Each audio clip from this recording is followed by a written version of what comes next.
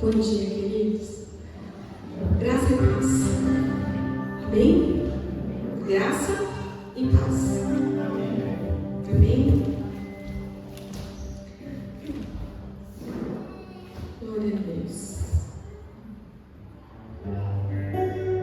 Essa canção que a gente cantou agora há pouco ali, já não há mais nada que a Ele não pertença. Em tudo existe graça. Cantemos sim. Nós vamos ouvir sobre a graça do Senhor essa manhã. Sobre como o Senhor derrama graça nos nossos corações. Às vezes, nos momentos de dificuldade, como o Espírito Santo, ele é derramado sobre nós como um óleo precioso, que na palavra de Deus, o óleo, ele simboliza a unção de Deus, ele simboliza o Espírito Santo. E ele é usado porque os pastores usavam o óleo com um fim medicinal para curar as ovelhas que estavam feridas, os animais, às vezes as próprias pessoas. O óleo tinha esse caráter curativo. E por isso o Espírito Santo também é abordado na palavra de Deus como óleo precioso. E eu queria que vocês abrissem lá em Romanos 8, junto comigo. Um capítulo muito conhecido. Se você ainda não leu Romanos 8, se faz tempo que você não leu, eu queria te convidar com mais tempo depois. Que capítulo maravilhoso na palavra. Romanos é uma carta muito preciosa, riquíssima, riquíssima do poder de Deus, do plano eterno de Deus. Com certeza você vai ser muito, muito, muito edificado pelo Senhor nessa leitura. Então, que você leia Romanos na sua casa, no mínimo esse capítulo 8 quando você chegar. Amém? A gente vai ler do verso 26 até o verso 39. Porque é muito bom, dá vontade de ler tudo, mas aí ia precisar de uns 4 dias falando de Romanos 8. Aleluia. Assim também, o Espírito Santo de Deus vem nos ajudar na nossa fraqueza, pois não sabemos como devemos orar. Mas o Espírito de Deus, com gemidos que não podem ser explicados por palavras, pede a Deus em nosso favor. E Deus, que vê o que está dentro do nosso coração, sabe qual o pensamento do Espírito.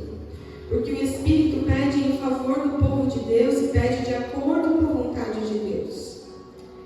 Pois sabemos que todas as coisas trabalham juntas para o bem daqueles que amam a Deus, daqueles a quem Ele chamou de acordo com o seu plano. Porque aqueles que já tinham sido escolhidos por Deus, Ele também separou a fim de se tornarem parecidos com o seu Filho. Ele fez isso para que o Filho fosse o primeiro entre muitos irmãos. Assim, Deus chamou os que havia separado. Não somente os chamou, mas também os aceitou. E não somente os aceitou, mas também repartiu a sua glória com eles. Aleluia. Diante de tudo isso, o que mais podemos dizer? Se Deus está do nosso lado, quem poderá nos vencer? Ninguém. Porque Ele nem mesmo deixou de entregar o próprio Filho, mas ofereceu por todos nós. Se Ele nos deu o seu Filho, será que não nos dará também todas as coisas? Quem acusará aqueles a quem Deus escolheu? Ninguém. Porque o próprio Deus declara que eles não são culpados. Será que alguém poderá condená-los? Ninguém. Pois foi Cristo Jesus quem morreu. Ou melhor, foi Ele quem foi ressuscitado e está à direita de Deus. Que Ele pede a Deus em favor de nós. Então quem pode nos separar do amor de Cristo? Serão os sofrimentos, as dificuldades, a perseguição, a fome, a pobreza?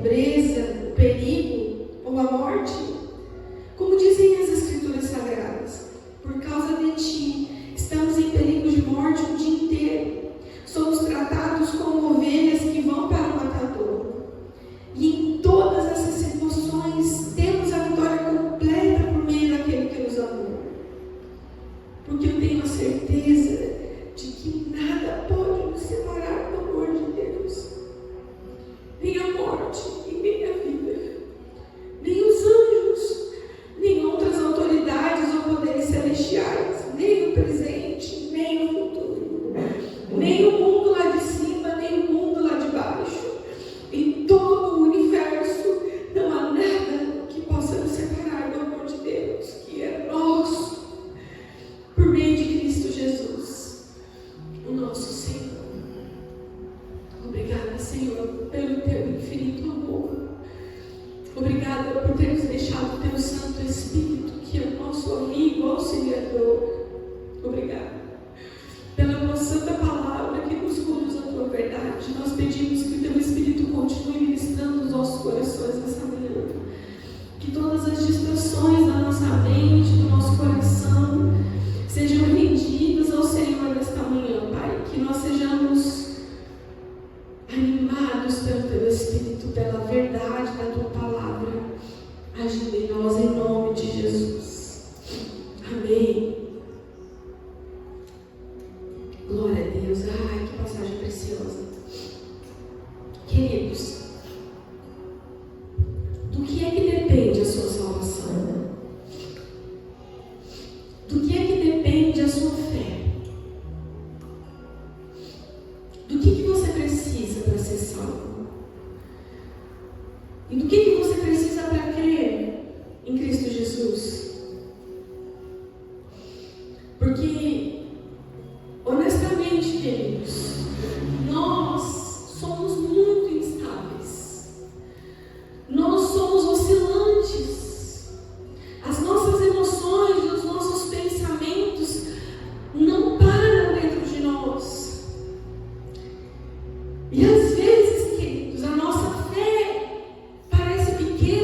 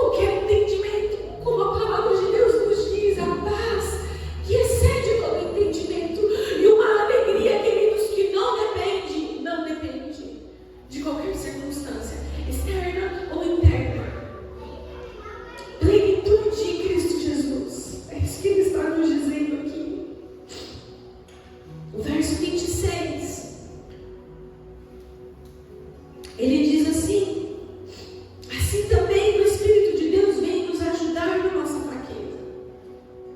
Porque nós não sabemos como orar. Então o Espírito Santo intercede ao Pai por nós. Oh, amados.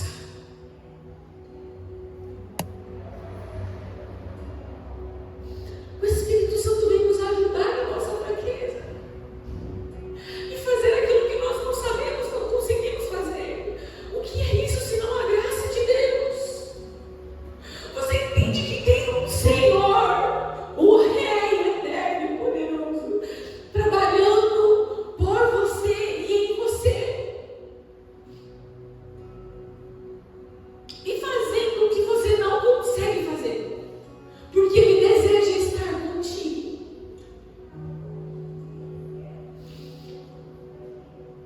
A nossa fraqueza, queridos.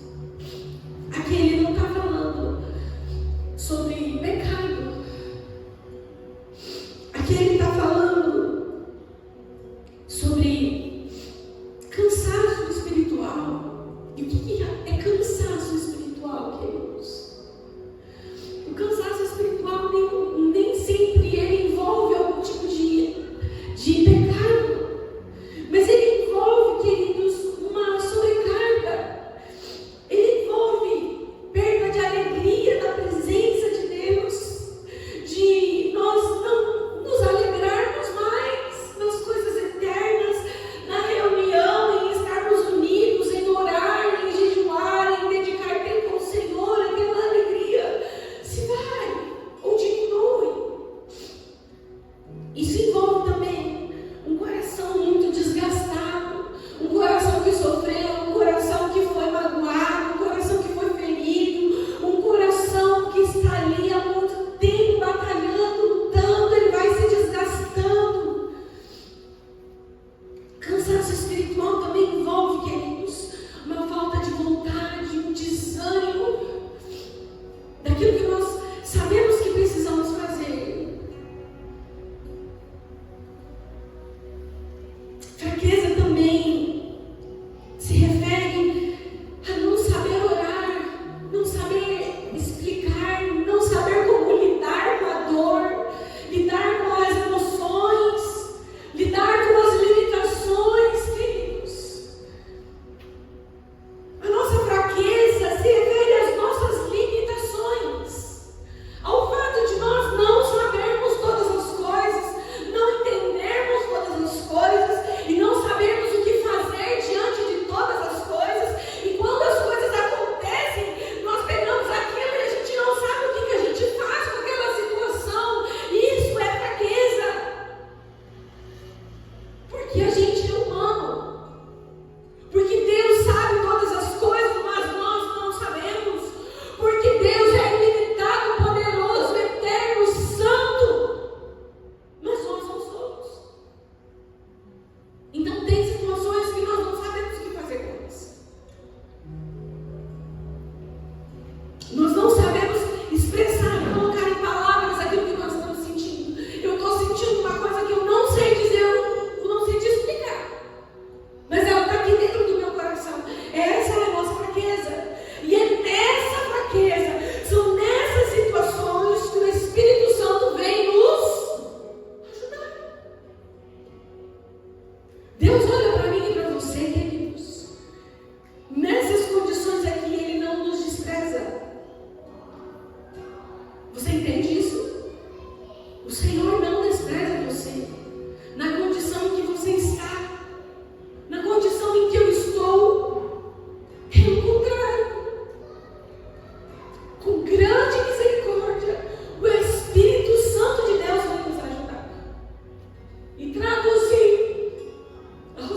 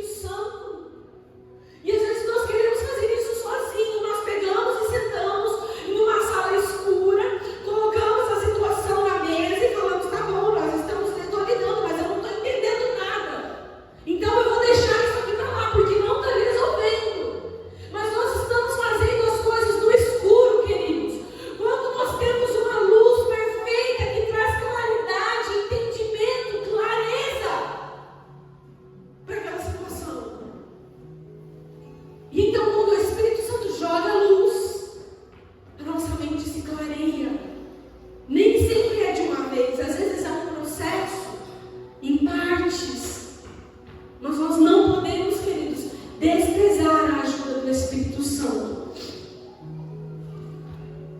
nas nossas fraquezas. Porque a nossa reação humana, queridos, é sempre afastamento. Em uma fraqueza, eu me afasto. Eu me afasto de Deus, eu me afasto das pessoas, eu me afasto das minhas responsabilidades, eu me afasto da conexão com aquilo que eu estou sentindo. Às vezes, a gente enfia tudo debaixo do tapete, engorda tudo e deixa lá. Eu me afasto. Mas a resposta do Espírito é outra. Eu me aproximo. Eu vou até você. Vamos lidar com isso juntos. Amém? Amém, queridos? Porque nós não sabemos como orar. Então o Espírito Santo intercede por nós. Você já teve momentos em que você orava e você não conseguia dizer a palavra nenhuma, você não conseguia nem falar, você só chorava? Você já passou por algum momento assim? O Espírito Santo entendeu.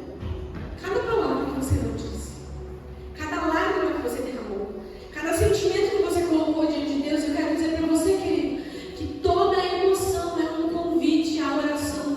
Tudo que você sente, tudo que você pensa, o Senhor está convidando você a dobrar o seu joelho e a derramar sobre ele aquela emoção, não importa o que seja essa emoção. O Senhor está nos convidando para nos relacionar com Ele, por meio das nossas emoções. As nossas emoções, queridos, não foram feitas para nos direcionar, não foram feitas para nos orientar. Nós não podemos andar e viver a nossa vida por aquilo que nós estamos sentindo. Amém? Mas elas são muito importantes e elas existem para que nós possamos nos relacionar com o Senhor. Você não entende a situação, então Deus governa. Você não sabe o que está acontecendo, mas o Senhor sabe. Saiu. E por isso nós confiamos nele, queridos. Nós não conseguimos, mas Deus nos sustenta. Amém? O Senhor entra nas nossas fraquezas e Ele gera convicção no nosso coração quando Ele está presente. Você não tem convicção naquilo que você está sentindo, naquilo que você está pensando, naquilo que você está vendo, mas você tem convicção que Deus é. Isso basta. Amém, queridos? Isso precisa nos sustentar. No verso 28, ele diz assim: pois nós sabemos que todas as coisas cooperam para o bem daqueles que amam a Deus, daqueles a quem Ele chamou de acordo com o seu propósito. Esse versículo, se nós não entendermos bem, ele vai gerar um engano no nosso coração. Porque a gente vai ler ele e vai achar que tudo vai cooperar para que você se dê bem na vida, para que você seja promovido, para que você compre uma casa, para que você aumente seu salário, para que você faça a sua viagem, para que você tenha isso, tenha aquilo, para que você conquiste, você viva, para que você faça, sei lá, qualquer outro sonho que você desejar. Mas não é disso que a palavra está falando. Porque o nosso bem, queridos, não é alcançar os nossos sonhos. Você sabia disso? O seu bem não é ter tudo que você quer e não é viver tudo que você planeja. Às vezes isso é um veneno para nós, inclusive. Então, do que é que Paulo está falando nesse versículo aqui?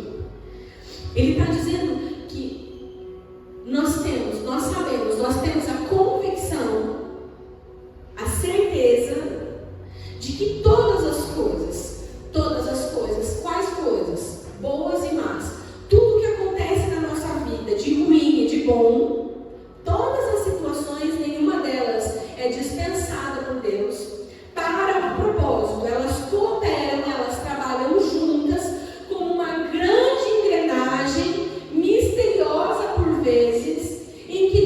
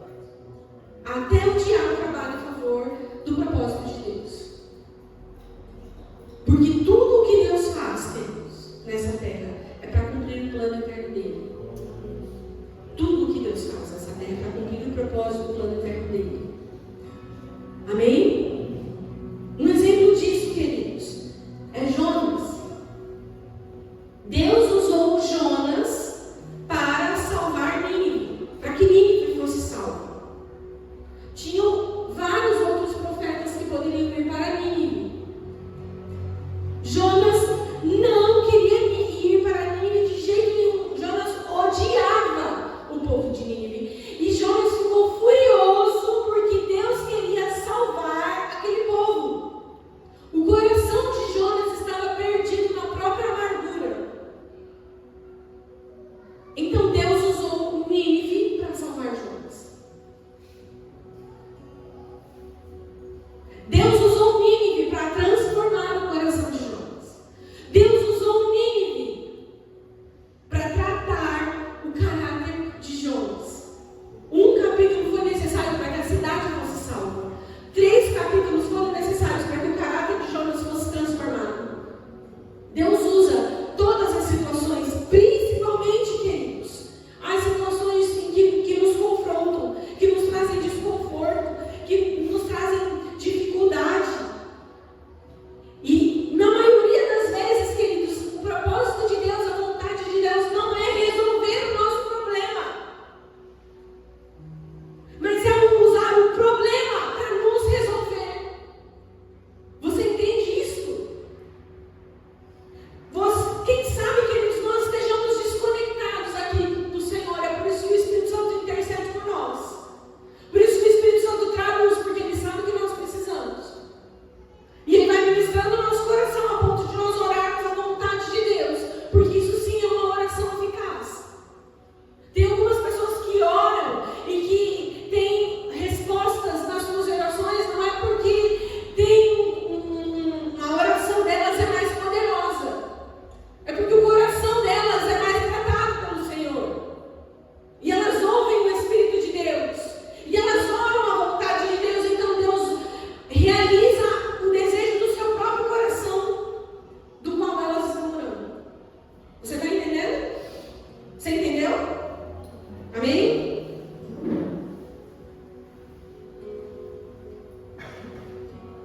O nosso bem é ser parecido com Jesus. Isso significa que nenhuma das nossas dificuldades ela é desprezada. O Senhor não desperdiça nada do que acontece com você, queridos. Sabe, a pior situação que aconteceu na sua vida, que você ainda se questiona por que isso aconteceu com você, o Senhor não desperdiça ela. Ela tem um propósito. O Senhor deseja trabalhar o seu coração através dessa situação. Nada é desperdiçado. Nenhuma das nossas lágrimas são desperdiçadas. Mas nós precisamos responder ao que Deus está fazendo em nós. Amém? No verso 31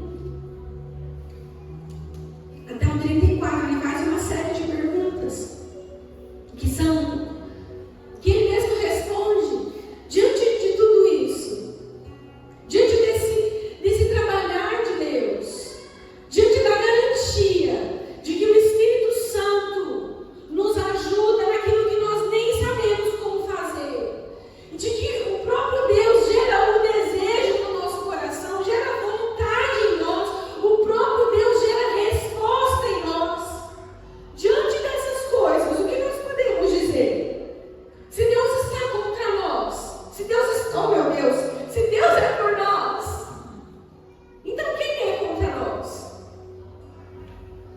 Se Deus está conosco, quem pode nos vencer? E isso, queridos, não é para que nós sejamos um tipo de vencedor, VIP, sabe, aqueles super poderosos. E não, Paulo está dizendo aqui que ninguém vence a Deus. Não é que ninguém me vence, não é que ninguém te vence. Não é que nós sejamos invencíveis, queridos. É que ninguém vence a Deus. E se Deus está conosco, se nós estamos em Cristo, Cristo está em nós, queridos. Então nós vamos vencer todas as situações, todas as dificuldades. Significa, amados, que ainda que nós percamos, nós venceremos. Que ainda que nós não tenhamos nada, nós teremos tudo. E assim como Jacó, que lutou com Deus e venceu, saiu de lá com a sua perna ferida, marcada para sempre. Por que é que ele venceu a Deus? Porque ele perdeu a luta. E quando nós perdemos para Cristo, queridos, então nós vencemos. Todas as vezes em que nós entramos numa batalha com Deus, por causa do nosso erro, por causa da nossa dureza,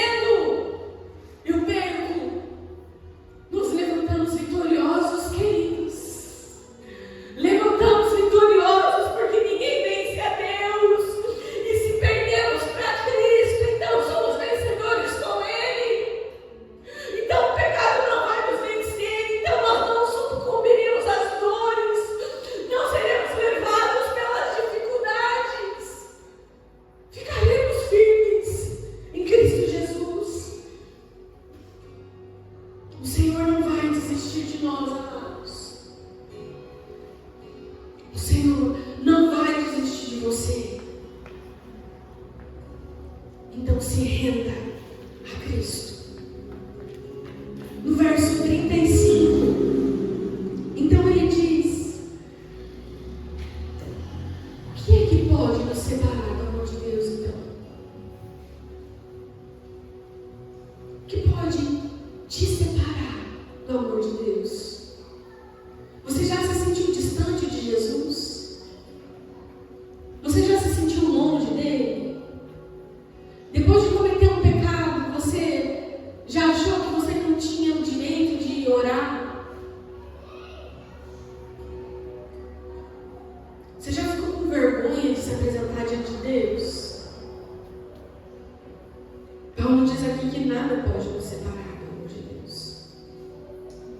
E ele diz que nós precisamos estar convictos do amor de Jesus e da eficácia da obra dele.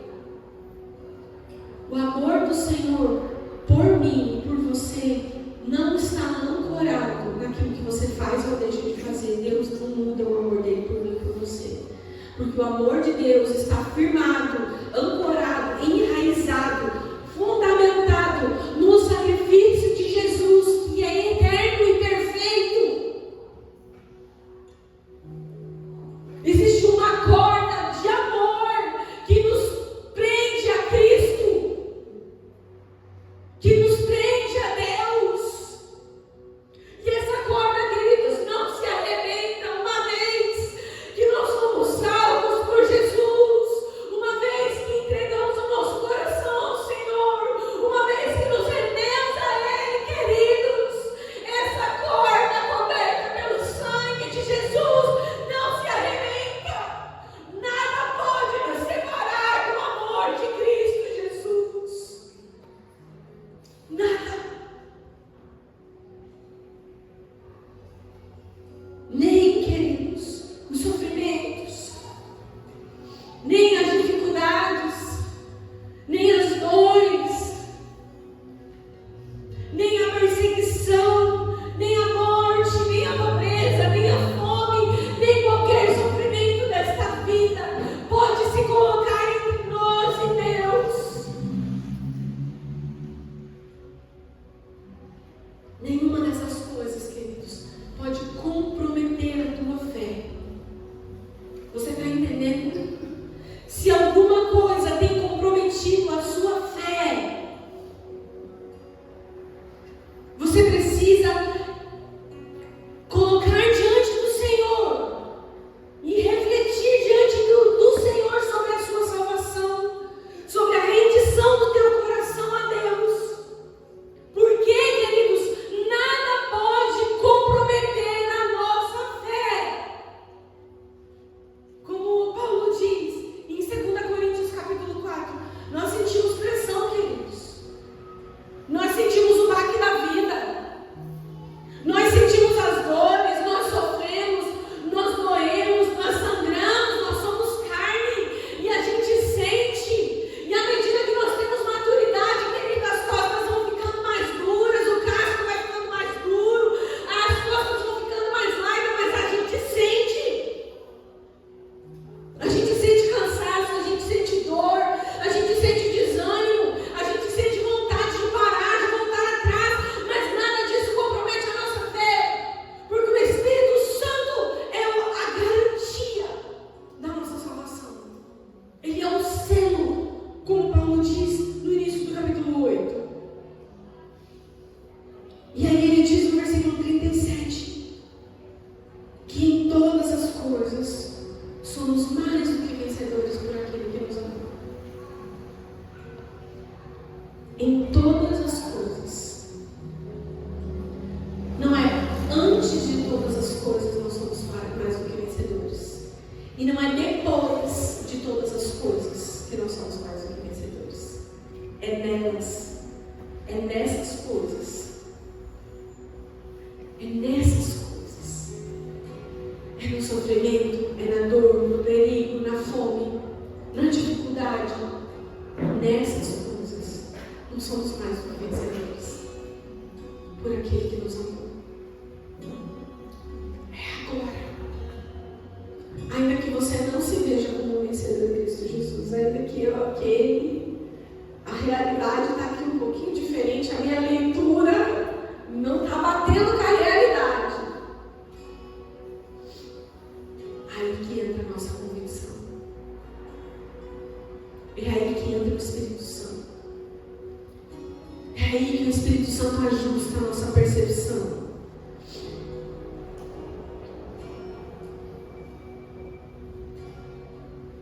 a nossa fé não sucumbe aos sofrimentos, mas ela aumenta, a nossa fé aumenta. A nossa fé amadurece.